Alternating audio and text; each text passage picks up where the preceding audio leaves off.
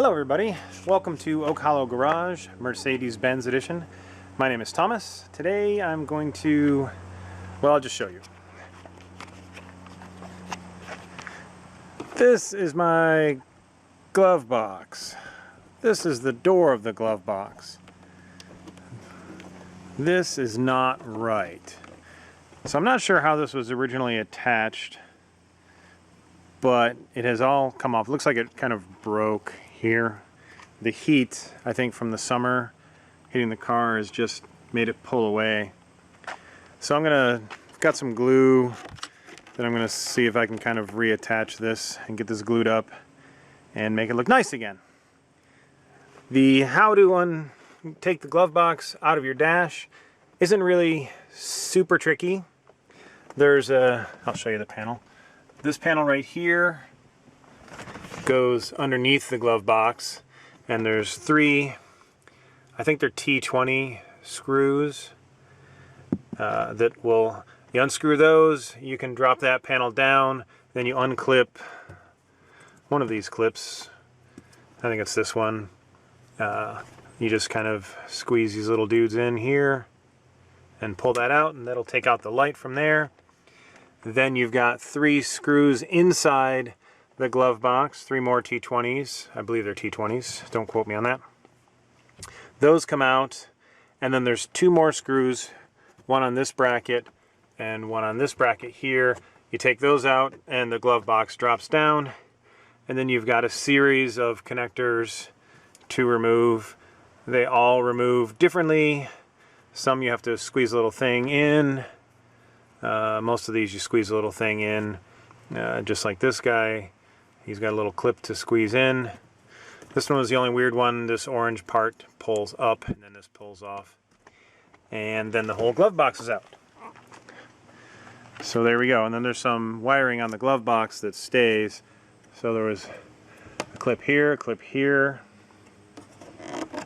and there was a clip here, and a clip here. So 1, 2, 3, 4, 5, I believe. Yeah, that was all of them. So next thing I'm going to do is take this into the garage, and let me show you the glue that I got, if I can find it. Boy, that would be a terrible thing if I couldn't find the glue. It's around somewhere. Ah, here it is. So I used JB Weld. Can you guys see me? Am I shaded? Let me go out in the sun.